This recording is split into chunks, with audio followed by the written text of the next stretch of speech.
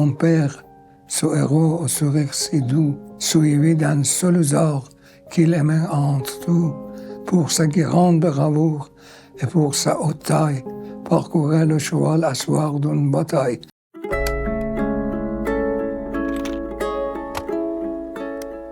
شعر من زبان عشق من است، از این زبان هماره بر تو درود باد. من فکر میکنم که دکتر سید علی موسوی گرمارودی خلاصه و چکیده شعر آیینی و شیعی ماست. فرهنگستانی هستند که تک نفری کار کردن. شاعر بزرگوار و با گرایش شیعی و نوگرا. همچنین ایشان از شاگردان مرحوم ادیب نیشابوری هم بودند. میشه گفت آلبومی از شخصیت‌های ادبی موسوم به شاعران انقلاب سال 57. یعنی هم در مصادر سیاسی خدمت کرد، هم در حوزه پژوهش، هم در حوزه شعر تولید ادبیات کرد.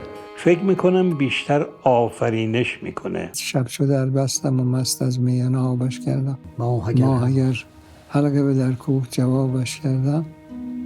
خب این بیت اینا شما تمامشو بخون.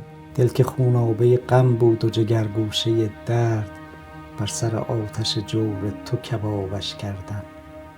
زندگی کردن من مردن تدریجی بود، آنچه جان کرد تنم عمر حسابش کرد. هر شب حروف و کلمات در میدان ذهن من به بازی دست به دست میدهند و زنجیر شعرهایم را به صدای عشق برای تو میبافند که در این هنگامه شب در خواب